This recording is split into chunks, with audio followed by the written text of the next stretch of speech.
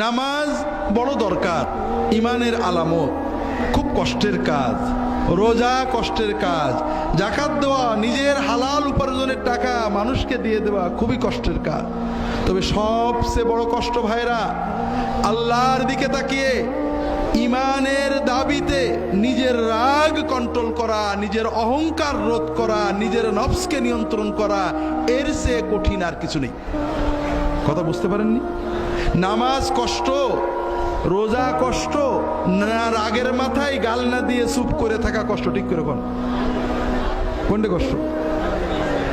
সকাল থেকে সন্ধ্যা পর্যন্ত মুসলমান 17 ঘন্টা 16 ঘন্টা 15 ঘন্টা না খেয়ে না পান করে ক্ষুধা পিপাসায় বুকের ছাতি ফাটিয়ে রোজা রাখে না? ক্ষুধা থেকে সবর করে আসে, সে গোপনে পানি খেলে কেউ দেখবে না, তারপরও সে পানি না খেয়ে ভাত না খেয়ে কষ্ট করে না? কিন্তু ওই মুসলমানই ওই রোজা অবস্থায় একজন একটা বাজে কথা করলে ভট করে রেগে খারাপ কথা বলে না?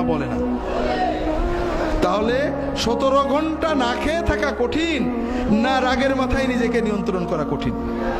হ্যাঁ, আপনারা বলবেন রাগ তো একটা মানে ন্যাচারাল, তো হুজুর কন্ট্রোল করা যায় না।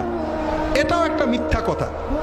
আপনি প্রচন্ড রেগেছেন, একজন রিক্সাওয়ালা আপনার পায়ের উপর চাকা তুলে দিয়েছে বা আপনার জামা ছিঁড়ে দিয়েছে, একজন গরিব মানুষ বাজে কথা বলেছে, একটা ফকির আপনার ধাক্কা দিয়েছে, আপনি যাচ্ছিলেন মসজিদ থেকে বেরিয়ে একটা ফকির জামা ধরে টান দিয়েছে, আপনি রেগে চোখ লাল করে তাকিয়েছেন, ঘুষি দেবেন বা রাগ করবেন। এমন সময় দেখেন আপনার পাশেই এমপি সাহেব দাঁড়িয়েছে, আপনাকে ডাক দিয়েছে, আপনার রাগ কি থাকবে? তাহলে এমপিকে দেখার কারণে আপনার রাগটা চলে গেল, ঠিক না? আপনি ঘরে বউয়ের সাথে অথবা আপনার বউ স্বামীর সাথে ঝগড়া করছে, রাগ একেবারে চোখ লাল হয়ে গেছে প্রচন্ড। এমন সময় দেখেন ঠক ঠক করে দরজায় কেউ কি করছে, ঠক ঠক করছে, নক করছে। আপনি রাগে চোখ ফুলিয়ে কে বিরক্ত করে এই অসময়ে দরজা খুললেন, দরজা খুলে দেখেন আপনার বস দাঁড়িয়ে আছে, রাগ তো থাকবে? রাগ থাকবে তো? থাকবে না। আপনি ঝগড়া করছেন আপনার বউয়ের সাথে, স্বামীর সাথে, অথবা বন্ধুর সাথে, অথবা আপনার কোনো অধীনস্থ, একেবারে রেগে চোখ লাল হয়ে গেছে, যা তা গাল দিচ্ছেন, মোবাইল বেজে উঠলো, মোবাইল মনে হলো ফেলে দেব, তাকাই দেখি প্রধানমন্ত্রী দপ্তর থেকে ফোন করেছে। রাগ থাকবে?